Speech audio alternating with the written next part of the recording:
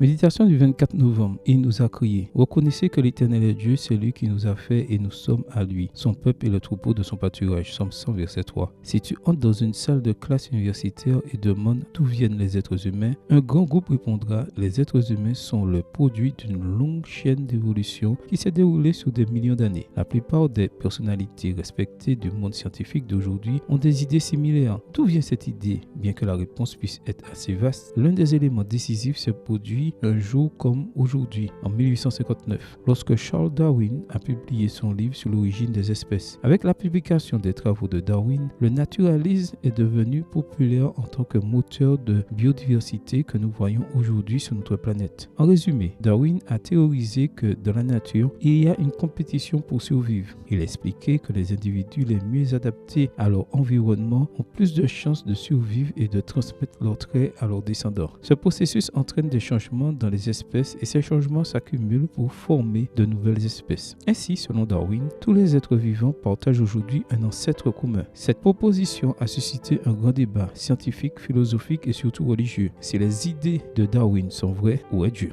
Dans les Psaumes, David déclare l'insensé dit en son cœur: il n'y a point de Dieu. Psaume 14, verset 1. En voyant les traces et les preuves d'un Dieu créateur de la nature, telles que la complexité irréductible, la conception intelligente et le réglage fin de l'univers, seule une personne insensée serait capable de nier l'existence de Dieu. C'est pourquoi le texte d'aujourd'hui nous invite à reconnaître que Jéhovah est Dieu. Il nous a créés et non nous-mêmes. Connaître nos origines est la première étape pour vivre pleinement. Si tu es le fruit du hasard, ta vie n'aura pas de but. Mais si tu sais que tu as été créé à l'image de Dieu, ta vie aura un sens précis. Savoir que Dieu t'a formé, Psaume 139, verset 13, t'aidera à comprendre que tu es ici en tant que représentant de Dieu pour gouverner la planète. Voir Genèse 1, verset 26 et 27. Et que ton destin est de vivre pour toujours avec Dieu sur la nouvelle terre. Voir Apocalypse 21, verset 1 à 4. Je ne sais pas pour toi, mais cette idée me semble plus logique et prometteuse que le naturalisme darwinien.